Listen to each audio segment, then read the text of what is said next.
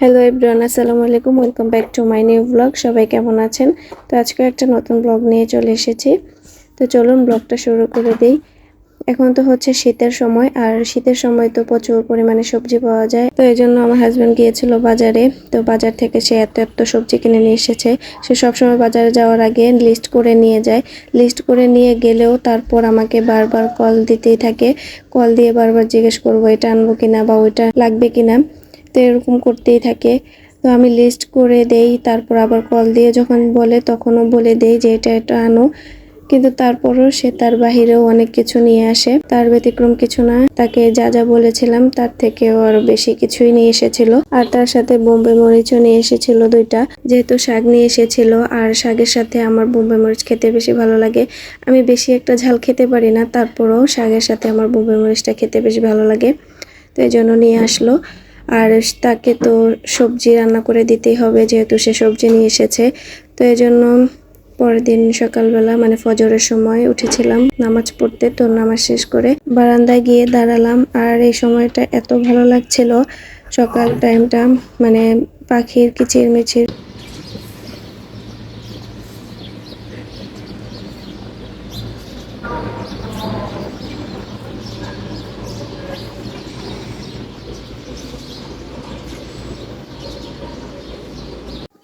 তো যাই হোক, তারপর আমি হচ্ছে ঘুমাইনি। ও আইনে পাপাও ঘুমায়নি, সে হচ্ছে কাজ করছিল। আর আমি হচ্ছে এদিকে নাস্তা রেডি করতে চলে আসলাম। তো সবজি রান্না করছিলাম, শিম, মূলা, ফুলকপি এগুলো দিয়ে হচ্ছে আজকে সবজিটা রান্না করব। তার সাথে একটু ডাল দিব। ডাল দিলে একটু আঠালো হয়, তো সে হচ্ছে আঠালো আঠালো সবজিটা একটু পছন্দ করে। তো এই জন্য ডাল দিব।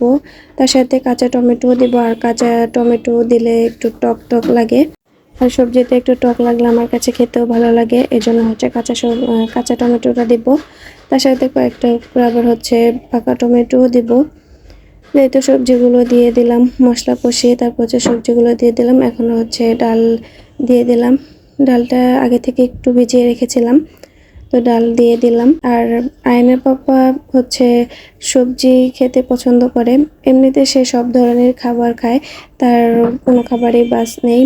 আলহামদুলিল্লাহ, এতে আমার কোনো প্যারায় পড়তে হয় না। কারণ অনেক আছে যারা খাবার মানে এটা খায় না ওটা খায় না, এদেরকে নিয়ে অনেক সমস্যা হয়। আর যারা সব ধরনের খাবার খায় তাদেরকে নিয়ে কোনো ঝামেলা নেই, যেটাই দিব সেটাই খেয়ে ফেলে। তাকে সকালে নাস্তায় যদি রুটির সাথে একটু সবজি দিই, এতে সে অনেক খুশি হয়ে যায়। তো যাই হোক, এই তো সবজিগুলো একটু কষিয়ে তারপর হচ্ছে এরপর কাঁচা টমেটো আর পাকা টমেটোটা দিয়ে দিয়েছি। দেখুন কালারটা দেখতে কত সুন্দর লাগছে, মাশাআল্লাহ। তো এখন তো শীতকালে প্রচুর পরিমাণে সবজি পাওয়া যায়, ফুলকপি, বাঁধাকপি, শিম, তো সব ধরনের সবজি পাওয়া যায়। তো শীতের সময় সে হচ্ছে এত এত সবজি নিয়ে আসবে শুধুমাত্র সবজি খাওয়ার জন্য। আবার সবজি দিয়ে তাকে সবজি খিচুড়িও রান্না করে দিতে হয়। তো এর মধ্যে কিন্তু একদিন আমি সবজি খিচুড়িও রান্না করে দিয়েছিলাম। তো শীতকালে সে প্রচুর সবজি কিনবে, আর তাকে প্রতিদিনই প্রায় আমাকে সবজি রান্না করে দিতেই হবে। তো যাই হোক, এদিকে তো সবজিটা হচ্ছিল, আর তার পাশে চুলা হচ্ছে আমি আদা চা বসিয়ে দিয়েছি। আমাদের 3জনেরই সর্দি লেগেছে, তো এই জন্য হচ্ছে একটু আদা চা বসিয়ে দিলাম। আর এবারে সর্দিটা কেন জানি ভালো হচ্ছে না, তো এই জন্য হচ্ছে বেশি বেশি করে আদা চা খাচ্ছি। তো তারপরে এদিকে এসে দেখি হচ্ছে আয়নের পাপা আয়নকে ঘুম থেকে তোলার জন্য চেষ্টা করছে, কিন্তু আয়ন তো উঠছেই না, সে হচ্ছে পড়ে পড়ে ঘুমাচ্ছিল। আর সে ডাকতে ডাকতে সেও কম্বলের নিচে ঢুকে গিয়েছে। তো যাই হোক, এদিকে হচ্ছে আমার চাটাও হয়ে গিয়েছে। তো চায়ের মধ্যে হচ্ছে চিনি দিয়ে তারপর হচ্ছে আয়নের পাপাকে দিব। আর রুটিটা এখনো বানাইনি, তো তার আগে হচ্ছে আয়নের পাপাকে একটু চা দিয়ে দিব। তো তারপর হচ্ছে রুটি দিয়ে নাস্তা দিব। আর এখন না, সকালে ঘুম থেকে উঠলেই গলাটা ব্যথা করে, তো এই জন্য হচ্ছে সকাল সকাল আদা চা খাওয়াটাই ভালো, ওই জন্য আদা চাই বানালাম। কিন্তু সে হচ্ছে আদা চা তেমন একটা পছন্দ করে না, শুধু এখন বাধ্য হয়ে আদা চাটা খাবে। এক পর্যায়ে আমি জোর করেই দেই। সে হচ্ছে গরম পানি চায়, তো আমি বলি যে গরম পানির পরিবর্তে আদা চাটা খাও। তো এই জন্য হচ্ছে আদা চাটাই বানিয়ে দিলাম। তারপরেই তো সবজিটাও হয়ে গেল। এখন হচ্ছে একটু ধনিয়া পাতা ছিটিয়ে দিলাম। আর শীতকালে এই ধনিয়া পাতার গন্ধটা এত ভালো লাগে, কেন জানি না, শীতের সময় ধনিয়া পাতার গন্ধটা একটু বেশিই ভালো লাগে। তো যাই হোক, এই তো সবজিটাকে একটু ধনিয়া পাতার সাথে মিশিয়ে নিচ্ছি, তারপর হচ্ছে চুলা বন্ধ করে দেব।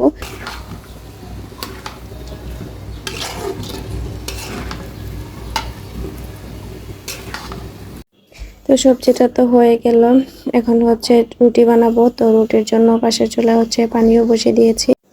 তো রুটিগুলো হচ্ছে বানিয়ে নিলাম। তো এখন হচ্ছে রুটিগুলো ভেজে নিচ্ছিলাম। আর আমাদের এবারের আটাটা না অনেক ভালো ছিল, মানে রুটিটা খেতে কিন্তু অনেক মজা লাগে।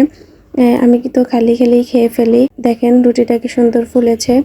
আর আগে যখন রুটি বানাতাম, মানে বিয়ের প্রথম প্রথম তো রুটি বানাতাম, তো রুটি ফুলতোই না, তখন নিজের অনেক মন খারাপ লাগতো। তো রুটিগুলো যদি ফুলকো ফুলকো হয় তো খেতেও কিন্তু ভালো লাগে। আর এখন বানাতে বানাতে তো শিখে গিয়েছি, তো এই জন্য রুটিগুলো মাশাল্লাহ ফুলে। আর আমার কাছে না গরম গরম রুটিটা খেতে বেশ ভালো লাগে।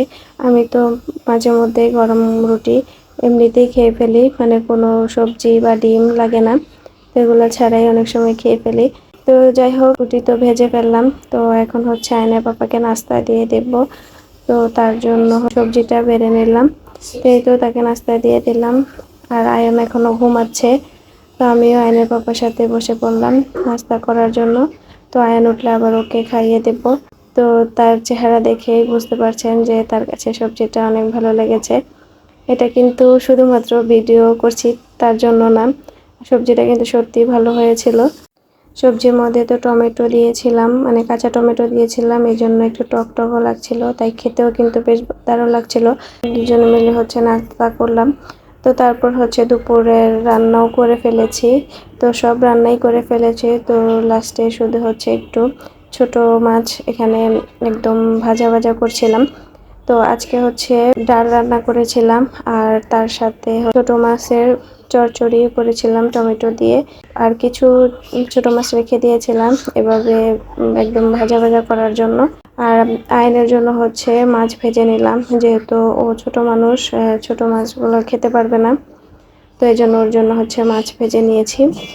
তো আর বাকি রান্নার ভিডিওগুলো করিনি। তো যাই হোক, আজকের মতো এখানেই শেষ করছি। সবাই ভালো থাকবেন, সুস্থ থাকবেন। আল্লাহ হাফেজ।